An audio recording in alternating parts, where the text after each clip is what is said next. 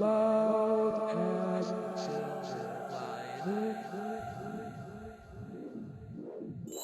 Hey guys, welcome to Black Ambassadors of Change. So this week, I don't know if you saw the debacle that was a debate or the reality show, but today we're gonna try to deconstruct what happened on Tuesday. I'm gonna try my best. I know it was a little bit of Saturday night ideas, Saturday night fodder for Saturday night, for lack of a better term, but I went through several different emotions. I was upset. I was sad. I was entertained. But I think overall our country lost. And I just want to talk about it. And maybe you guys could comment in the comment section and give me your take on it. So let's just take a look and talk about the disaster that was the debate this week. Let's start with the first topic and go from there, all right?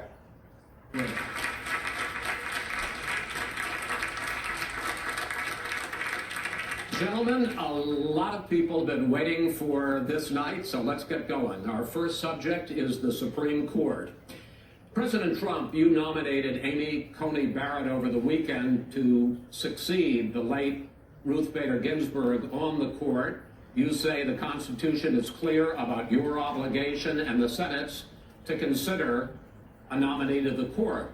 Vice President Biden, you say that this is an effort by the president and Republicans to jam through an appointment and what you call an abuse of power. My first question to both of you tonight: why are you right in the argument you make and your opponent wrong? And where do you think a Justice Barrett would take the court? President Trump, in this first segment, you go first, 2 minutes. Thank you very much, Chris. I will tell you very simply, we won the election. Elections have consequences.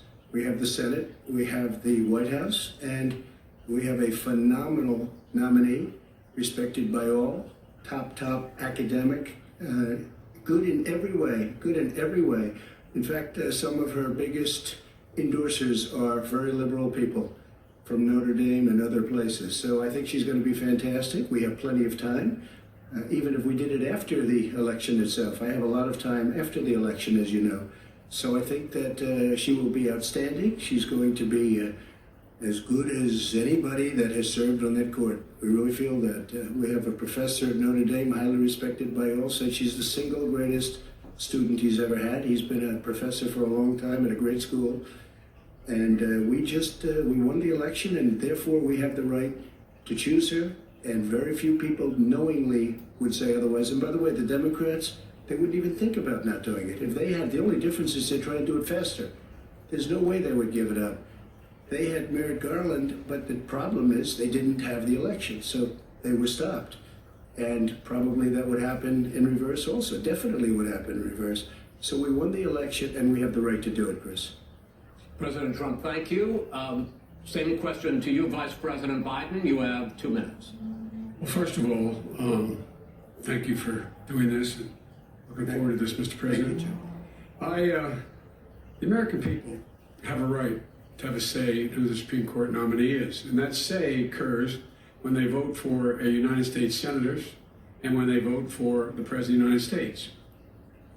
They're not going to get that chance now because we're in the middle of an election already. The election has already started. Tens of thousands of people have already voted. And so the thing that should happen is we should wait. We should wait and see what the outcome of this election is. Because that's the only way the American people get to express their view, is by who they elect as president and who they elect as vice president. Now, what's at stake here is the president's made it clear he wants to get rid of the Affordable Care Act. He's been running on that, he ran on that, and he's been governing on that. He's in the Supreme Court right now trying to get rid of the Affordable Care Act, which will strip 20 million people from having insurance, health insurance now, if it goes into court. And the justice, and I'm not opposed to the justice, because she seems like a very fine person. But she's written before she went on the bench, which is her right, that she thinks that the Affordable Care Act is not constitutional. The other thing that's on the court, and if it's struck down, what happens? Women's rights are fundamentally changed. Once again, a woman could be held pay more money because she has a pre-existing condition of pregnancy. They're able to charge a woman more for the same exact procedure a man gets. And that ended when we, in fact, passed the Affordable Care Act. And there's 100 million people who have pre-existing conditions, and they'll be taken away as well. Those pre-existing conditions, the insurance companies are going to love this. And so it's just not appropriate to do this before this election. If he wins the election and the Senate is Democrat or Republican, then he goes forward. If not, we should wait until February. There aren't 100 million people with pre-existing conditions. As far as the say is concerned, the people already had their say.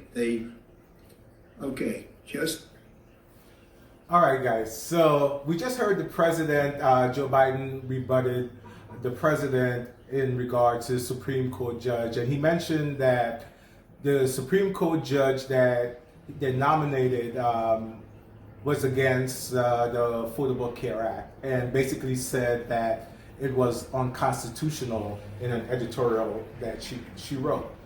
Now, Joe said that the president would repeal the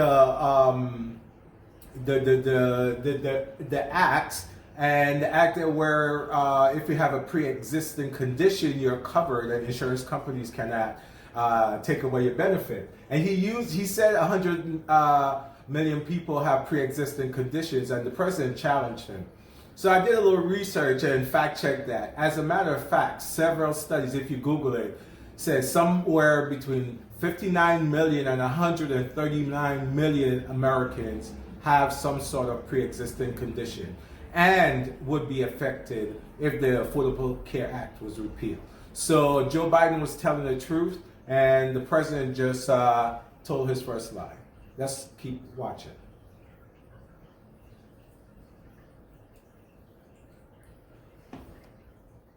We're going to discuss healthcare now. The moderator is going to ask the president about his healthcare plan and that he's been promising us since he ran in 2016, and we have yet to see.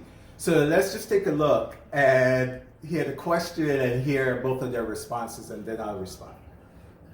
We got a lot to unpack here, gentlemen. We got a lot of time. So, on health care, and then we'll come back to Roe v. Wade. All right. Mr. President, the Supreme Court will hear a case a week after the election in which the Trump administration, along with 18 state attorneys general, are seeking to overturn Obamacare, to end Obamacare. You have spent the last... Because they want to get good health care. If I may ask my question, sir.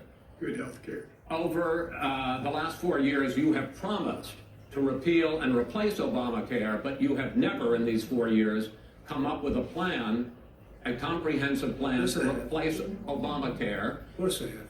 Well, I got rid of the individual mandate. Excuse me, I got rid of the individual mandate, which was a big chunk of Obamacare. That is absolutely a big thing. That was the worst part of Obamacare. Chris, that was the worst part of Obamacare. Let me ask my question. Well, I'll ask Joe. The individual mandate was the most unpopular aspect of Obamacare. I got rid of it. And we will protect people. President, I'm the moderator of this debate, and I would like you to let me ask my question.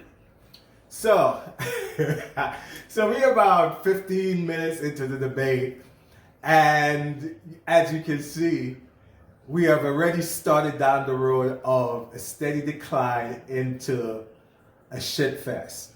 So our president is about to take our country into the sewer, while we're about to lift up the lid and step in.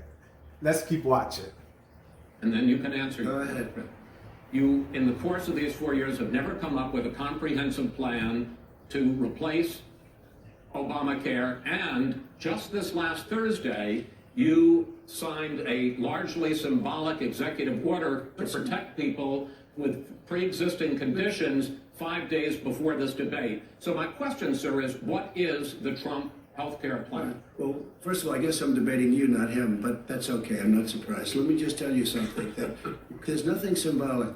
I'm cutting drug prices. I'm going with favored nations, which no president has the courage to do because you're going against big pharma. drug prices will be coming down 80 or 90%. You could have done it during your 47-year period in government, but you didn't do it. Nobody's done it. So we're cutting health care. All of the things that we've done, insulin. I give you an example. Insulin. It was destroying families, destroying people because I'm getting it for so cheap. It's like water. You want to know the truth. So I couldn't take it. This man just spoke about 4 sentences, and every sentence there was a lie. He basically said that he was going to reduce drug costs by 80 to 90%. My God, how is that possible? 80 to 90%. This president expects us to believe that he's going to do that. He just said that insulin is going to be cheap as water.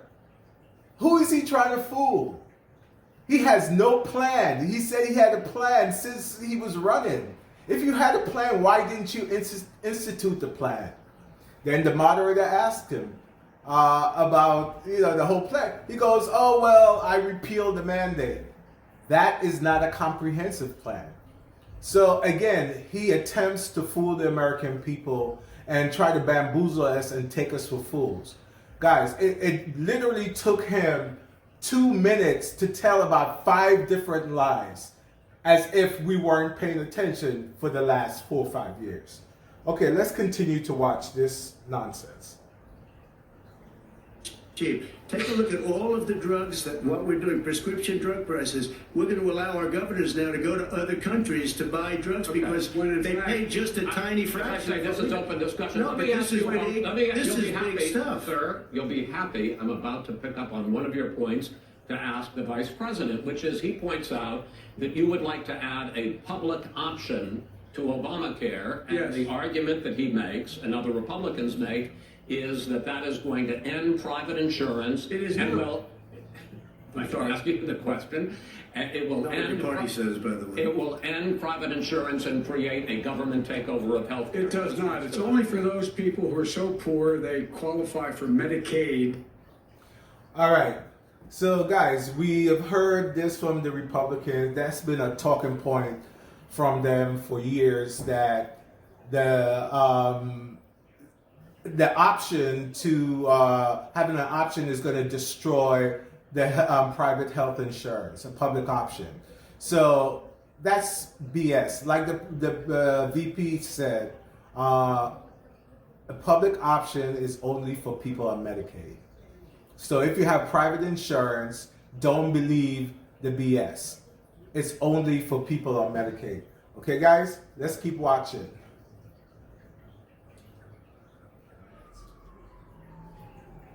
Mr. Vice President, if Senate Republicans, we were talking originally about the Supreme Court here, if Senate Republicans go ahead and confirm Justice Barrett, there has been talk about ending the filibuster or even packing the court, adding to the 9 justices there. You call this a distraction by the president, but in fact it wasn't brought up by the president. It was brought up by some of your Democratic colleagues in the Congress. So my question to you is, you have refused in the past to talk about it.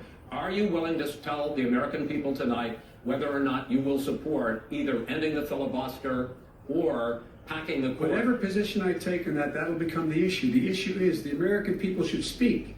You should go out and vote. You're in voting now. Vote and let your senators know how strongly you feel. Vote now. You're going to pack the Make court? sure you, in fact, let people know you're senators. I'm not going to answer the question. Why would you answer that because question? the question is,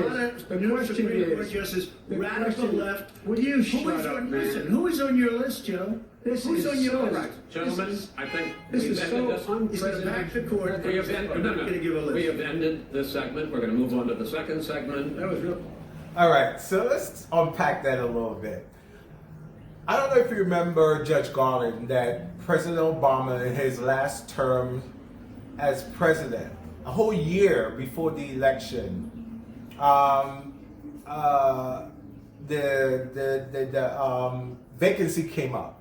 And I remember Mitch McConnell saying that it would be sort of like a coup, and the American people should have that say in who goes to the Supreme Court by picking the next president picking who the Supreme Court nominee is, and he was very indignant about it. They were all over the news talking about it, and now the tables are turned, and it seems that everything they believed in is out the door. So I want you guys to comment, say something, man, because I want to know how you feel about that. How you feel about the term stacking the court or expanding the amount of judges on the court. I want to know what you think about that. And do you think that Biden is going to do that and he's just not saying anything right now? I think it's actually a smart move for him not to say anything right now and keep his powder dry, so to speak. All right, so let's continue and go on to the next topic. About it. We have had more than 7 million cases of coronavirus in the United States, and more than 200,000 people have died. Even after we produce a vaccine, experts say that it could be months or even years before we come back to anything approaching normal. My question for both of you is, based on what you have said and done so far, and what you have said you would do starting in 2021, why should the American people trust you more than your opponent to deal with this public health crisis going forward? In this case, the question goes to you first, sir. 2 minutes uninterrupted. Good luck. 200,000 dead. As you said, over 7 million infected in the United States. We, in fact, have 5% or 4% of the world's population, 20% of the deaths. 40,000 people a day are contracting COVID. In addition to that, about between 750 and 1,000 people a day are dying. When he was presented with that number, he said, it is what it is. Well, it is what it is because you are who you are. That's why it is. The president has no plan. He hasn't laid out anything. He knew all the way back in February how serious this crisis was. He knew it was a deadly disease. What did he do? He's on tape as acknowledging he knew it. He said he didn't tell us or give people a warning of it because he didn't want to panic the American people. You don't panic. He panicked. In addition to that, what did he do? He went in and we were insisting that the Chinese, the people we had on the ground in China should be able to go to Wuhan and determine for themselves how dangerous this was. He did not even ask Xi to do that. He told us what a great job Xi was doing. He said we owe him a debt of gratitude for being so transparent with us. And what did he do then? He then did nothing. He waited and waited and waited. He still doesn't have a plan. I laid out back in March exactly what we should be doing. And I laid out again in July what we should be doing. We should be providing all the protective gear possible. We should be providing the money the House has passed in order to be able to go out and get people the help they need to keep their businesses open schools. It cost a lot of money. You should get out of your bunker and get out of the sand trap and get in your golf course and go in the Oval Office and bring together the Democrats and Republicans and fund what needs to be done now to save lives. So if we would have listened to you... You have 2 minutes, sir. If we would have listened to you, the country would have been left wide open. Millions of people would have died, not 200,000, and one person is too much. It's China's fault. It should have never happened. They stopped it from going in, but it was China's fault. And by the way, when you talk about numbers, you don't know how many people died in China. You don't know how many people died in Russia. You don't know how many people died in India. They don't exactly give you a straight count, just so you understand. But if you look at what we've done, I closed it, and you said he's xenophobic. He's a racist, and he's xenophobic. Because you didn't think we should have closed our country. Wait a minute. Just 2 minutes. You didn't think we should have closed our country because you thought it was terrible. You wouldn't have closed it for another 2 months. By my doing it early, in fact, Dr. Fauci said, President Trump saved thousands of lives. Many of your Democrat governors said, President Trump did a phenomenal job. We worked with the governor. Oh, really? Go take a look. The governors said I did a phenomenal job. Most of them said that. In fact, people that would... All right, guys. I had to stop it there. So he said a lot there. Out of all these topics, I think this guy has been a failure on. I think this is it. COVID and the economy are intertwined. Without controlling COVID, the economy is not coming back. This president said that he had it under control and he did a phenomenal job. Meanwhile, we had the most deaths in the world. Okay, we are 4% of the population. We had like 20% of the death from COVID. We're supposed to be the world #1 country. But the only thing we've been #1 in since he became president was in deaths from a pandemic. Now tell me, what type of leader is this? That 200,000 people have died. And he seems to dismiss it as inconsequential. You know, I remember everything Joe Biden said was absolutely true. He made up none of it. None of it is fake news. You can Google it. I remember the president saying verbatim everything that Joe Biden said, he said. So for those of you who are saying, oh, well, you know, that both were doing this, no. Joe Biden was accurate and this guy is a liar. Okay? So let's continue with this debacle and this farce that we call a debate. Not be necessarily on my side, said that. President Trump did a phenomenal job. We did. We got the gowns, we got the masks, we made the ventilators. You wouldn't have made ventilators, and now we're weeks away from a vaccine. We're doing therapeutics already. Fewer. Lies again. We are not weeks away from vaccine. Many of the manufacturers said there will be no vaccine before election. And even though they're in stage 3 of testing and they launch the vaccine, it's going to be at least another year before the majority of Americans are able to get the vaccine. So another red herring by the president. People are dying when they get sick. Far fewer people are dying. We've done a great job. The only thing I haven't done a good job, and that's because of the fake news. No matter what you say to them, they give you bad press on it. It's just fake news. They give you good press, they give me bad press. So again, instead of talking about the victims of Corona, he's the victim. Oh, by the way, I'm filming this after the diagnosis was made about him contracting COVID-19. So all the bluster and all the projection, all the lying came back to haunt him. Karma is a bee. And it's a bigger lesson. I hope his supporters are learning something from this.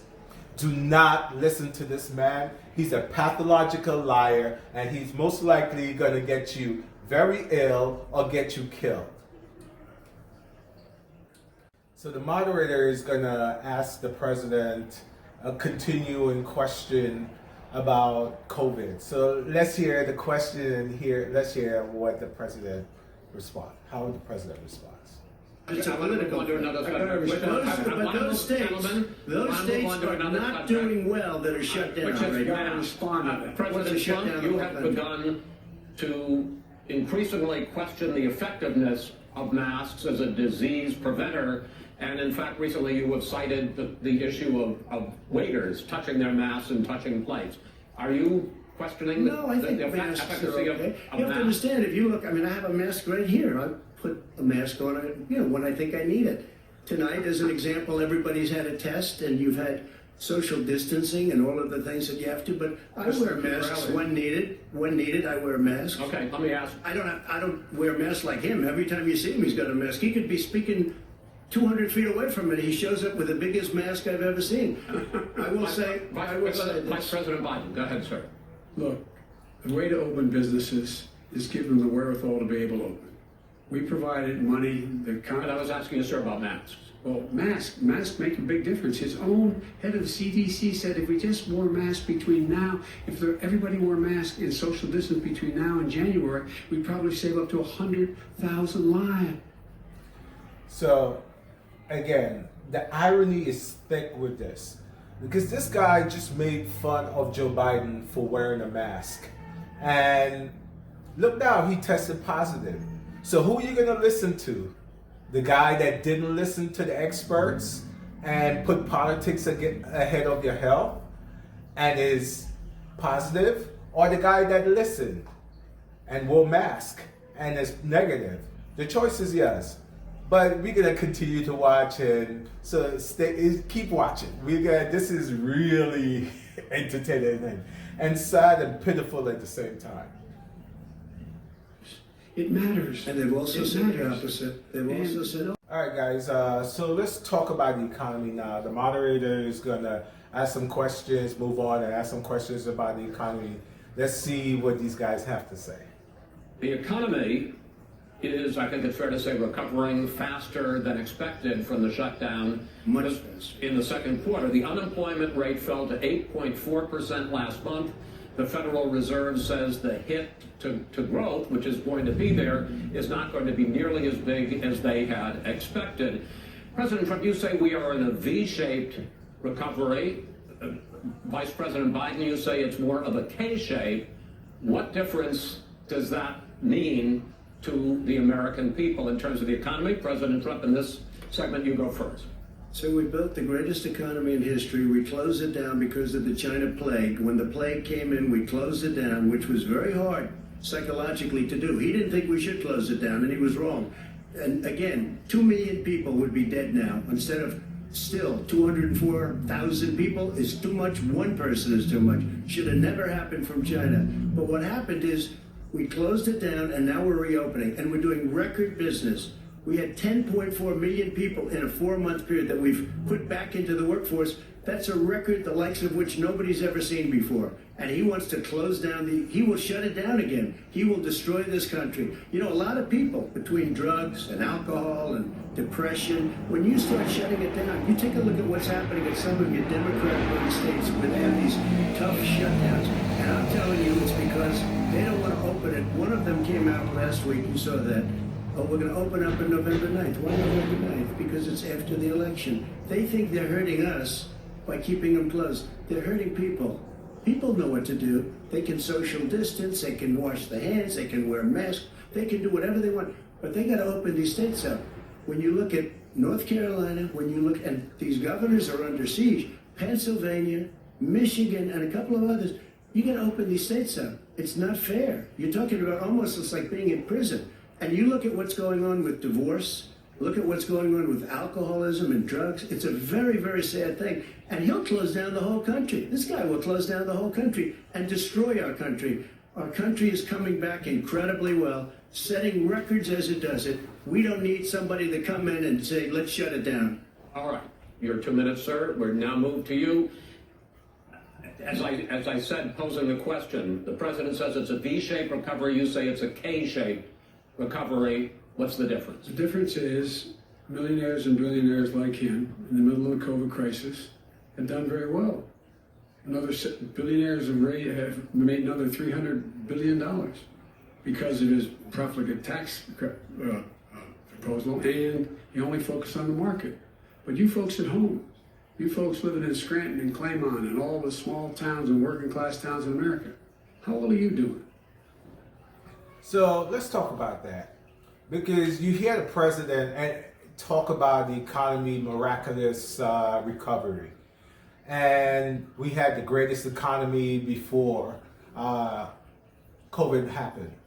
So this president met an economy with unemployment under 5%. He met the economy with unemployment going down. He met an economy with a falling unemployment rate amongst African Americans and minorities and every major demographic group. He did nothing to expand the economy except give a tax break, a one-time tax cut of $600 to people, and took away their right to itemize their home and take all the deductions, so they end up losing. The only people that won from this president's tax cut were corporations and millionaires and billionaires. So Joe Biden is right again. During the recession, you could look it up. Billionaires made another $300 billion. The American people lost wealth. So again, taken from the poor and the middle class and giving it to the rich. It seems that he doesn't have a clue what the common person is going through. If you walk all through Manhattan, downtown Brooklyn, you'll see all the boarded up stores, all the stores going out of business, Century 21, Aldo's, Banana Republic, Gap, all on Lexington Avenue, Midtown, all around Midtown, Manhattan. He has no clue what's going on. Most of the people that were laid off will not return to work. Not only the people that were laid off working for those corporations, what happened to all the other mom and pop stores in the neighborhood that serviced those big apartment business buildings with workers all day? I work in business and I know because my clients' business happen to be down, especially the ones in the city. So the president is totally detached for what real Americans are going through. But let's keep listening to what he has to say. We're moving on now to the president taxes. I know recently that's been in the news that he really doesn't pay any taxes, and he only paid $750 per year for the couple of years he's been president. Out of the last 15 to 17 years, he only paid taxes probably, they said, 5 years. So listen to a tax cheat respond about this. He's president, and if any one of us did the same thing, we would be in jail. Let's take a look and listen to what he has to say. Mr. President, as you well know, there's a new report that in 2016, the year you were elected president, and 2017, your first year as president, that you paid $750 a year in federal income tax each of those years. I know that you pay a lot of other taxes, but I'm asking you the specific question. Is it true that you pay $750 in federal income taxes each of those 2 years? I paid millions of dollars in taxes, millions of dollars of income tax. And let me just tell you, there was a story in one of the papers. I paid $38 million 1 year. I paid $27 million. Show us your tax returns. I went, you'll see it as soon as it's finished. You'll see it. You know, if you want to go to the Board of Elections. There's a 118-page or so report that says everything I have, every bank I have, I'm totally under leveraged because the assets are extremely good, and I built a great I'm asking you a specific question, which is. Let me tell you. I understand all of that. I understand all of that. No, Mr. President, I'm asking you a question. Will you tell us how much you paid in federal income taxes in 2016 and 2017? Millions of dollars. You paid millions of dollars? Millions of dollars. So yes. not 750. Millions of dollars, and you'll get to see it. And you'll get to see it. But let me just tell you, Chris, let me just tell you something, that it was the tax laws. I don't want to pay tax. Before I came here, I was a private developer. I was a private business people. Like every other private person, unless they're stupid, they go through the laws, and that's what it is. He passed a tax bill that gave us all these privileges for depreciation and for tax credits. We built a building and we get tax credits, like the hotel on Pennsylvania Avenue. You get a massive, which, by the way, was given to me by the Obama administration, if you can believe that. Now, the man got fired right after that happened. But Vice President Biden, you want to respond? Yeah, I do want to respond. Look, the tax code. All right, I want to respond to that. This guy, he's unbelievable. So if you notice, he tried to deflect, he tried to project, he tried to bring President Obama into it, he tried to bring the government into it, he tried to bring the American people into it. This guy is a con artist and he's a liar. Okay, even though nobody wants to pay a lot of taxes, we all agree. But not paying any taxes? You make millions of dollars a year. Come on, man. This is ridiculous. And you're the president of the United States. And because he's tainted with some form of corruption, he figured by mentioning President Obama's name, somehow he's going to taint President Obama also. He's unbelievable, man. Let's listen to what Joe Biden has to say about this situation. It made him, put him in a position that he pays less tax than a school teacher makes on the money a school teacher makes, is because of him he says he's smart because he can take advantage of the tax code. and he does take advantage of the tax cut. That's why I'm going to eliminate the Trump tax cuts, and we're going to eliminate those tax cuts and make sure that we invest in the people who, in fact, need the help. People out there need help. But why didn't you do it over the last 25 years? Because you weren't president. Because you weren't president screwing things up. You were a senator, and You're the worst president America has ever had. Hey, Come Joe, on. let me just say, Joe, I've done. So, what do you think about Joe Biden going in and saying that he's the worst president that this country has ever had? Actually, I think he said what all of us were thinking. So, kudos to you, Joe. We with you on that, all right? So, let's continue watching this debacle. All right, guys. So the moderator is going to talk now about the economy and what the president have planned for the future. Let's listen to him and hear what he has to say. You would continue your free market approach, lower taxes, more deregulation, correct? Not lower tax for the American people. But in Obama's, you talk about the economy booming, it turns out that in Obama's final 3 years as president, more jobs were created, 1.5 million more jobs than in the first 3 years of your presidency. They had the slowest recovery economic recovery since 1929. It was the slowest recovery. Also, they took over something that was down here. All you had to do is turn on the lights and you pick up a lot. But they had the slowest economic recovery since 1929. Let me tell you about the stock market. When the stock market goes up, that means jobs. It also means 401ks.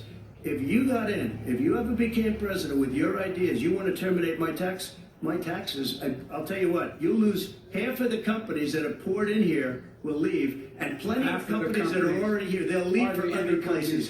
They will leave, and you will have a depression, the likes of which you've never seen. Look, we inherited the worst recession short of a depression in American history. I was asked to bring it back. We were able to have an economic recovery that created the jobs you're talking about. We handed him a booming economy. He blew it. It wasn't booming. It wasn't booming. It was the weakest recovery since 1929. Is it fair to say he blew it when there was record low unemployment before COVID? Yeah, but because what he did, even before COVID, manufacturing went in the hole. Manufacturing went in the hole. Excuse me, number one. Chris. Wait. Number two. Chris. Number three. They said it would take. No, you were number two. No. Chris. Wow.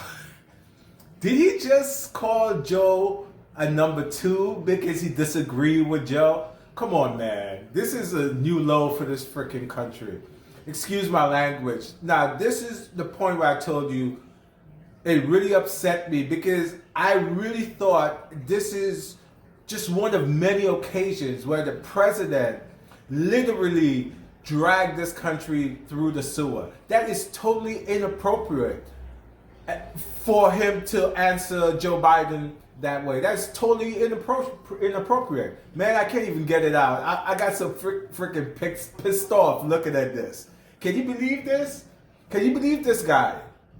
First of all, he's lying again. He's lying about everything. He met a growing economy. He's the first president that's going to actually leave office with less jobs than he met. This guy bankrupts everything. His father left him $450 million. If he was to just leave that in the bank, he'll be worth more than he's worth now over the last 40 years since he's had that money. So he's not this economic genius, this business genius that people think he is. He's more or less a con artist that's fooled many people. Let's just continue, man, because this guy is just beyond the pale. He's just out of control. So the discussion moved on China, the economy, and all that good stuff. And they're chopping it up. They're going back and forth about the economy. And out of the blue, Joe Biden is answering the question about manufacturing and stuff. And my man lost it. And take a look. This is where shit went off the rails again. There we go. Mexico. Ate your lunch. All right, That gentlemen, 10%. in- China ate your lunch, Joe, and no wonder your son goes in and he takes out billions of dollars. Takes out billions of dollars to manage. He makes millions of dollars. And also, while we're at it, why is it, just out of curiosity, the mayor of Moscow's wife gave your son $3.5 million. What did he do to deserve it? What did he do with Burisma to deserve $183,000? You've asked a question, let him answer it. None of that is true. Oh, really? He didn't No, get $3.5 million? Mr. President, It's Mr. totally- President, please. ask Totally the question. discredited. Totally discredited. And by the way, Well, wait, he didn't get $3.5 million, Joe? Mr. Vice. He got $3.5 million. it is not true. Oh, really? Mr. President, But, it's an open discussion, please. No, It's a fact. Well, There you is have not. raised an issue, let the Vice President answer. Discredited. Did There was a Burisma pay him report- $183,000 a month with no experience in energy? Mr. Look, President, my son did nothing wrong at Burisma. I think he did. Mr. The only President, guy that let knows him answer. He doesn't want to let me answer because he knows I have the truth. His position has been totally, thoroughly discredited. By who? And The media. By everybody. Well, by the media, by our allies, by the World Bank, by everyone has discredited. Matter of fact, even Mr. the people President, who please stop. testified under oth. So let me ask you this. No, go ahead, Mr. I'm listening to you. People under, He got $3.5 million from Moscow. He testified under oath in his administration, said, I did my job and I did it very well. I did it I'd like to know who honorably. they are. Well, I'll give you the list of the I'll people who find them. testified. No, go ahead, sir. Sure, you've already fired most of them because they did a good job. Some people don't do Well, a good here's job. the, With you, Go ahead, wait a minute, you get the final word, Mr. well, it's hard to get any word in with this clown. Excuse me, this. hey, let me just say, Joe, No, Mr. President. $3.5 Mr. million, President. Joe. That is simply. Why did he not true. deserve $3.5 million from Moscow? Look, here's the deal. We want to talk about families and ethics. I don't want to do that. I mean, his family we could talk about all night. His family's My already. family, No, my family lost a fortune by coming down and helping Go us ahead. with government. And that's such And a. they're right here. Mr. That's such Every a great. single one of them lost. This is not Mr. about President, my family or his family. It's about your family. They The didn't American bring people. $3.5 million. He doesn't. That's not. So, see what I'm saying? I'm glad that Joe Biden tried to bring this back to us, the American people. Because this guy is so self-absorbed. He's clueless.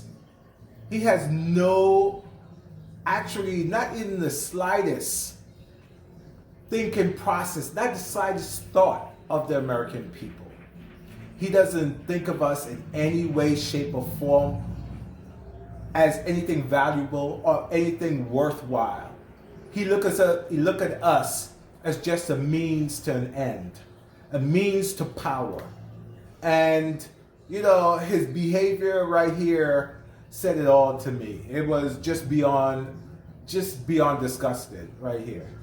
I'm going to move on from this because this part of the debate was just out of control for me. So let's move on and see what else this guy is going to come up with. All right?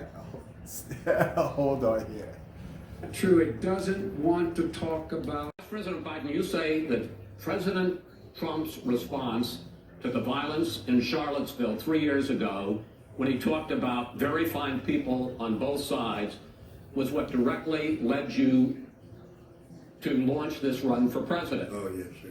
President Trump, you have often said that you believe you have done more for Black Americans than any president, with the possible exception of Abraham Lincoln. My question for the two of you is, why should voters trust you rather than your opponent to deal with the race issues facing this country over the next 4 years? Vice President Biden, you go first. It's about equity and equality. It's about decency. It's about the Constitution. And we have never walked away from trying to require equity for everyone, equality for the whole of America. But we've never accomplished it. But we've never walked away from it like he has done. It is true. The reason I got in the race is when those people, close your eyes, remember what those people look like coming out of the fields carrying torches, their veins bulging, spewing anti-Semitic bile, and accompanied by the Ku Klux Klan. A young woman got killed. And they asked the president what he thought. He said there were very fine people on both sides. No presidents ever said anything like that. It is this Now, minute, sir. second point I'd make to you is that when Floyd was killed, when Mr. Floyd was killed, there was a peaceful protest in front of the White House. What did he do? He came out of his bunker, had the military use tear gas on him so he could walk across to a church and hold up a Bible. And then what happened after that? The bishop of that very church said that it was a disgrace. The general who was with him said all he ever wants to do is divide people, not unite people at all. This is a president who has used everything as a dog whistle to try to generate racist hatred, racist division. This is a man who, in fact, you talk about helping African Americans. 1 in 1,000 African Americans has been killed because of the coronavirus. And if he doesn't do something quickly, by the end of the year, 1 in 500 will have been killed. 1 in 500 African Americans. This man is the savior of African Americans. This man cares at all. This man's done virtually nothing. Look, the fact is that you have to look at what he talks about. You have to look at what he did. And what he did has been disastrous for the African American community.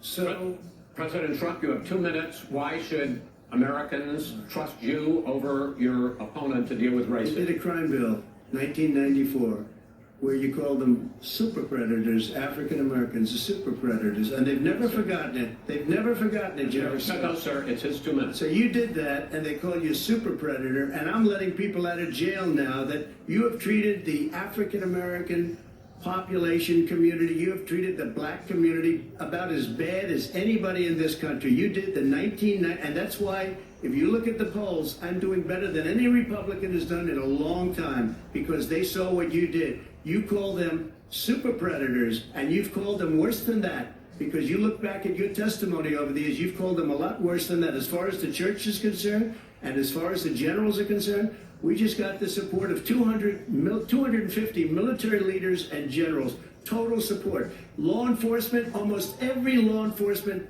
group in the United States. I have Florida, I have Texas, I have Ohio, I have Portland. The sheriff just came out today and he said, I support President Trump. I don't think you have any law enforcement. You can't even say the word law enforcement, because if you say those words, you're going to lose all of your radical left supporters. And why aren't you saying those words, Joe? Why don't you say the words law enforcement? Because you know what? If they called us in Portland, we would put out that fire in a half an hour, but they won't do it because they're...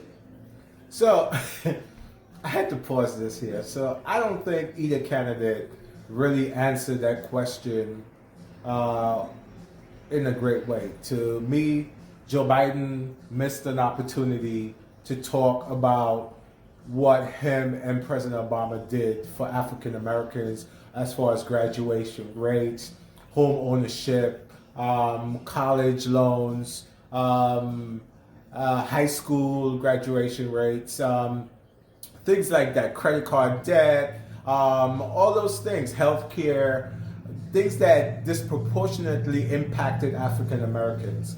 So I think he missed an opportunity here.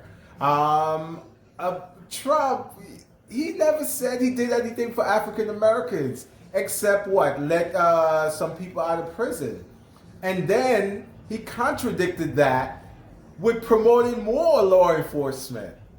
So I think he's trying to pull something over African American eyes. I think he really thinks African Americans are stupid. So on one hand, he's giving it, on the other hand, he's taking, you know. So he isn't really doing anything for us. Joe Biden is right. So again, you know, this guy, he is constantly trying to deceive people.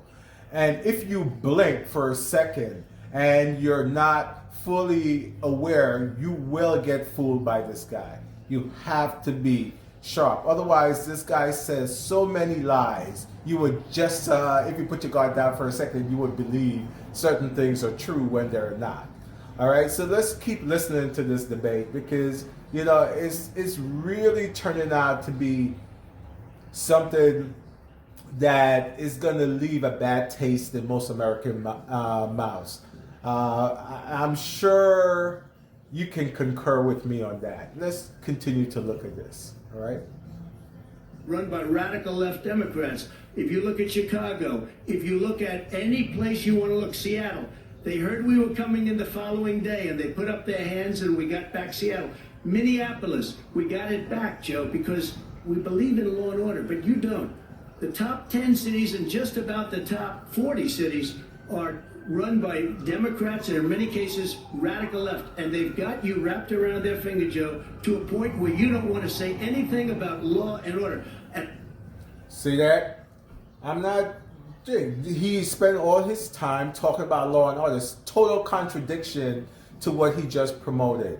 So again, for you African Americans who think this guy has your interest at heart, I think you're sadly mistaken about that. All right, so let's continue and see what other topic the moderator is going to bring up tonight. All right, guys, so the moderator is going to talk right now about law and order, criminal justice system, and he's going to delve a little bit more into it than he did before. Let's just hear the question and how the candidates respond to that, okay? I want to return to the question of race. Vice President Biden, after the grand jury in the Breonna Taylor case decided not to charge any of the police with homicide, you said it raises the question, quote, whether justice could be equally applied in America. Do you believe that there is a separate but unequal system of justice for blacks in this country? Yes, there's systemic injustice in this country, in education and work and in law enforcement and the way in which it's enforced. But look, the vast majority of police officers are good, decent, honorable men and women. They risk their lives every day to take care of us. But there are some bad apples, and when they occur, when they find them, they have to be sorted out. They have to be held accountable. They have to be held accountable. And what I'm going to do as President of the United States is call together an entire group of people at the White House, well, everything from the civil rights groups to the police officers, to the police chiefs, and we're going to work this out.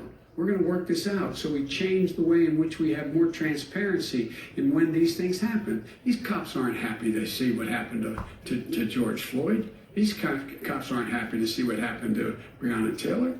Most don't like it. But we have to have a system where people are held accountable. And by the way, violence in response is never appropriate. Never appropriate.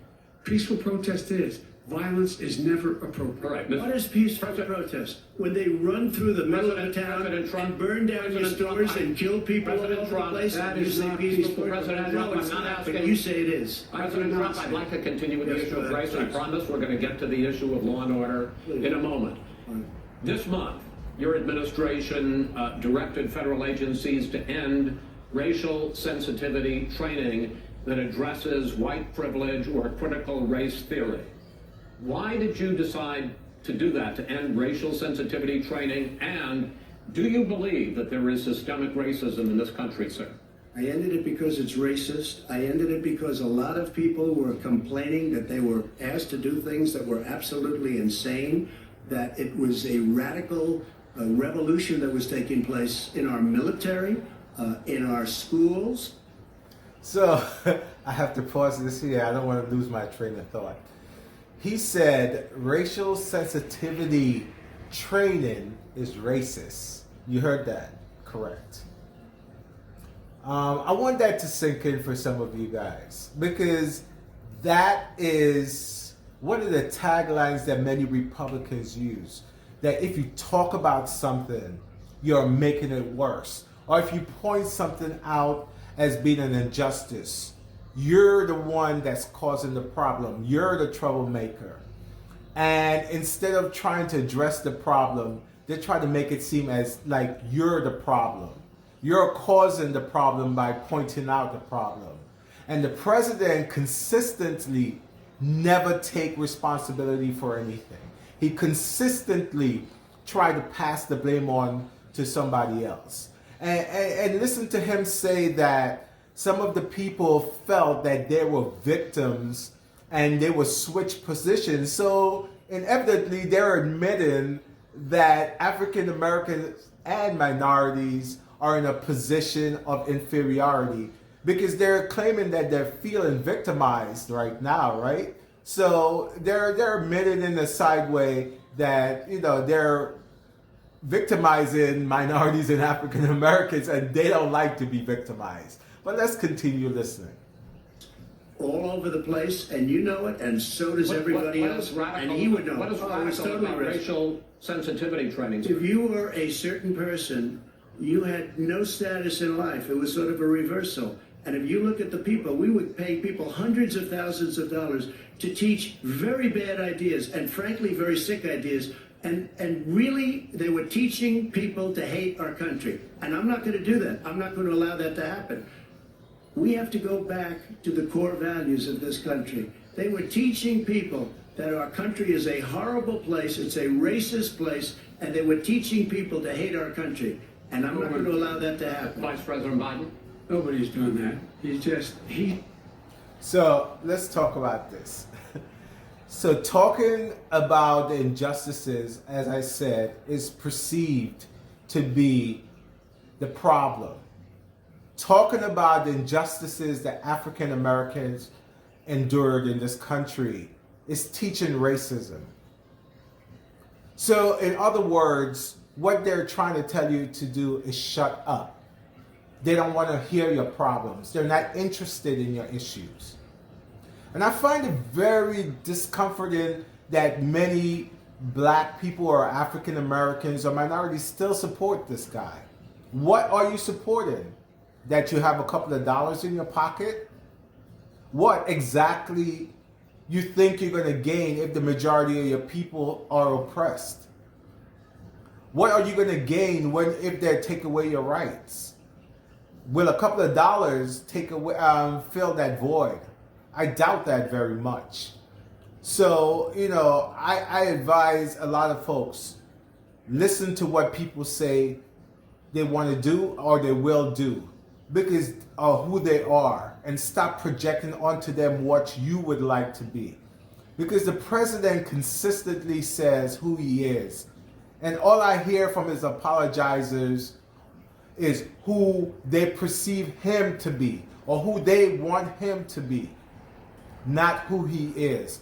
So, again, this guy is way beyond the pale. I know I keep saying that, but at this point, I am lost for words, and I'm dumbfounded by just the callousness of this president.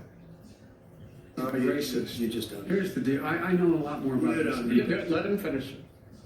The fact is that there is racial insensitivity. People have to be made aware of what other people feel like, what insults them, what is demeaning to them. It's important to people know they don't want to. Many people don't want to hurt other people's feelings, but it makes a big difference. It makes a gigantic difference in the way a child is able to grow up and have a sense of self-esteem. It's a little bit like how this guy and his friends look down on so many people. They look down their nose on people like Irish Catholics like me and grew up in Scranton. They look down on people who don't have money. They look down on people who are of a different faith. They look down on people who are a different color. In fact, we're all Americans. The only way we're going to bring this country together is bring everybody together. There's nothing we cannot do if we do it together. We can take this on and we can defeat racism. President Trump, sir. During the Obama-Biden administration, there was tremendous division. There was hatred. You look at Ferguson, you go to many places. Look at Oakland. Look what happened in Oakland. Look what happened in Baltimore. Look what happened. Frankly, it was more violent than what I'm even seeing now. But the reason... All right, let's talk about that. This guy was one of the biggest instigator of racism while President Obama was president. He was constantly tweeting and on Fox talking about President Obama is not a citizen. I don't know if you guys remember. Remember him saying that he was going to send people to Hawaii to get the president's birth certificate, and he had a copy. You remember he was going to produce that, and he never produced that? Somehow some people still believe he's going to produce his taxes. This guy said the president literally lied about being American. He said he was not a real American. He made all kinds of accusations about the president. He said he got into schools based on affirmative action. He was stupid. He was a drug addict. He called the president all sorts of names. Now he's a victim. Now he tells you he's looking out for African Americans. Now he tells you he's better for us than Biden on race. What's going on here? Who is going to actually believe this? I hope none of us. All right, so let's continue and move on and see what the next topic is and how this guy is going to continue to lie to us. But Vice President Biden, you like to quote one of your dad's sayings, which is, don't compare me to the almighty, compare me to the alternative. And in this case, sir, you are the alternative. Looking at both of your records, I'm going to ask each of you, why should voters elect you president over your opponent? In this segment, President Trump, you go first, 2 minutes. Because there has never been an administration or president who has done more than I've done in a period of 3.5 years. And that's despite the impeachment hoax. And you saw what happened today with Hillary Clinton, where it was a whole big con job. But despite going through all of these things, where I had to fight both flanks and behind me and above, there has never been an administration that's done what I've done. The greatest, before COVID came in, the greatest economy in history, lowest unemployment numbers. Everything was good. Everything was going. And by the way, there was unity going to happen. People were calling me for the first time in years. They were calling and they were saying, it's time maybe. And then what happened? We got hit, but now we're building it back up again. A rebuilding of the military, including Space Force and all of the other things. A fixing of the VA, which was a mess under him. 308,000 people died because they didn't have proper health care. He was a mess. And we now got a 91% approval rating at the VA, our vets. We take care of our vets. But we've rebuilt our military. The job that we've done, and I'll tell you something, some people say maybe the most important. By the end of the first term, I'll have approximately 300 federal judges and Court of Appeals judges, 300, and hopefully 3 great Supreme Court judges, justices. That is a record, the likes of which very few people, and you know one of the reasons I'll have so many judges? Because President Obama and him left me 128 judges to fill. When you leave office, you don't leave any judges. That's like, you just don't do that. They left 128 openings, and if I were a member of his party, because they have a little different philosophy, I'd say if you left us 128 openings, you can't be a good president, you can't be a good vice president. But I want to thank you because it gives us almost, it'll probably be above that number by the end of this term. 300 judges, it's a record. Looking at both your records, why should voters elect you president as opposed to President Trump? You have 2 minutes uninterrupted. Under this president, we become weaker, sicker, poorer, more divided, and more violent. When I was vice president, we inherited a recession. I was asked to fix it. I did. We left him a booming economy, and he caused a recession. With regard to being weaker, the fact is that I've gone head-to-head with Putin and made it clear to him we're not going to take any of his stuff. He's Putin's puppy. He still refuses to even say anything to Putin about the bounty on the heads of American soldiers. Your son got $3 billion. And by the way, my son... Wait a minute. Mr. President, your campaign agreed to both sides would get 2-minute answers uninterrupted. Well, your side agreed to it, and why don't you observe what your campaign agreed to as a ground rule, okay, sir? He never keeps his word. No, I'm not asking. That was a rhetorical question. Can you go ahead, back sir. 30 seconds? Yes, you may have. All right. Go ahead. So, thirdly, we're poor. The billionaires have gotten much more wealthy by a tune of over $300 to $400 billion more just since COVID. You in the home, you got less. You're in more trouble than you were before. In terms of being more violent, when we were in office, there were 15% less violence in America than there is today. He's president of the United States. It's on his watch. And with regard to more divided, the nation can't stay divided. We can't be this way. And speaking of my son, the way you talk about the military, the way you talk about them being losers and being and just being suckers, My son was in Iraq. He spent a year there.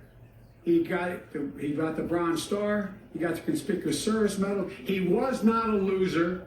He was a patriot, and the people left behind there were heroes. Really? And I resent. Are you talking about Hunter? Are you talking about I'm talking about my son, Bo Biden. You're talking about. I don't know Bo. I know Hunter. Yeah, Hunter you know got Bo. thrown. Hunter got thrown out of the military. He was thrown out, dishonorably discharged. That's not true. It for wasn't dishonorably. cocaine use, and he didn't have a job until you became vice president. And once you None of became that vice is president, true. he made a fortune in Ukraine, in China, in Moscow, That is and simply various not other places. true. He My made a son, fortune. my son, and he didn't have a job. my son, like a lot of people we know at home, had a drug problem. He's overtaken it. He's fixed it. He's worked on it, and I'm proud of him. But why was he I'm proud of given my tens son. of millions All right, of but he dollars? wasn't given All right, tens of He millions was of given dollars. tens of. All right, guys. So this is another episode of where we delved into the sewer again. This is when Trump, I don't know if you noticed, when Biden mentioned Putin, he was quiet until then, and then he got triggered. He triggered him. He just called out Biden's son's name as soon as he mentioned Putin. It was almost like reflexive, like it was a man protecting his wife and, defending her honor, or somebody is defending their best friend. You know what I'm saying? That was pretty weird. And I have to say, kudos to Joe Biden for standing up for his son and really telling him off, man, because he was disrespectful the whole debate towards Joe Biden's family. And if you notice, Joe Biden had opportunities to talk about his kids, and he never mentioned Trump kids, not once. So again, this guy is out of control, and he couldn't even tell us what he is going to do for the future. He basically talked about judges, and that's something that a lot of Democrats missed. We pay attention so much to the presidential races. We don't really pay attention to state races, and state races usually have disproportionate impact on your life, because that's where local things are decided. So they elect a lot of district judges and things of that nature, councilmen, things that make laws that affect your immediate life. So guys, don't just think it's always about the presidential race, okay? You see what's going on. They're talking about judges now. So the last time you didn't vote, these judges are going to be in position for the next 20 to 30 years. So think about the havoc they're going to wreak on society. You're talking about police getting away with stuff right now, and imagine what more they will get away with in the future when Trump is finished with stacking the courts. He also mentioned that how Obama and Biden wasn't good stewards of the government because they left a lot of judges on the table. But what he didn't mention to you guys is that the Republicans blocked most of President Obama's nomination for judges. They purposely did that. They purposely blocked Judge Garland from being appointed. So, all right, let's see what they're going to talk about. Now, I think they're going to talk about climate change. Let's see what our brilliant president has to say about climate change and how Joe Biden reacts to that question. Okay. The forest fires in the West are raging now. They have burned millions of acres. They have displaced hundreds of thousands of people. When state officials there blame the fires on climate change, Mr. President, you said, I don't think the science knows. Over your 4 years, you have pulled the U.S. out of the Paris Climate Accord. You have rolled back a number of Obama environmental records.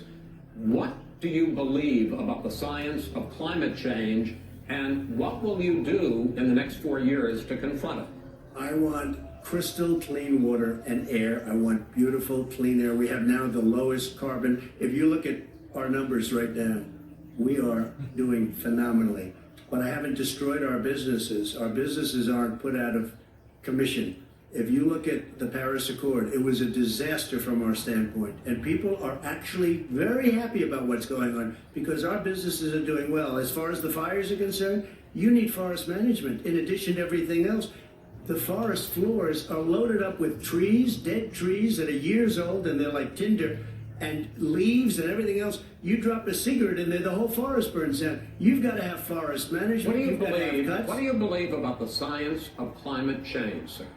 I believe that we have to do everything we can to have immaculate air, immaculate water, and do whatever else we can that's good. You know, we're planting 1 billion trees, the Billion Tree Project, and it's very Do you exciting. believe for a lot of people. that human pollution, greenhouse gas emissions contributes to the global warming of the I think planet? a lot of things do, but I think to an extent, yes. I think to an extent, yes. But I also think. All right. I don't know where to start here. So, guys, don't forget to get your brooms and your rakes and start sweeping the forest floors. All right, California, get on it. Make sure the forest floors are clean. It's nothing worse than dirty forest floors. You know, we got to do a better job of managing how dirty those floors are. You know what I'm saying? You know, we've been lax on it. By the way, most of those forests, he's trying to blame California as usual. The fires are happening on federal property, which he's in charge of. Just another thing to mention to you how he passes the buck on. Talking about the environment. He says, I think a lot of things. What does that mean? I mean, this guy's ridiculous. I love clean air. I love clean water. He's saying a lot of nothing. A lot of nothing, guys. And, you know, I could go on and on, but I think I'm going to leave it there for this week. I'm going to go get my broom, and I'm going to sweep up the forest floor. You think I'm like, here's my broom. I'm sweeping the floor and make sure I don't want fires. All right, guys? Get your broom, sweep the floors, subscribe, like, comment, and tell your friends that Black Ambassadors of Change changes people's lives one person at a time. Stay tuned next week for another great episode, guys. Hopefully it's not as ridiculous as this guy here, but we're going to give you something to stimulate your mind and better your life.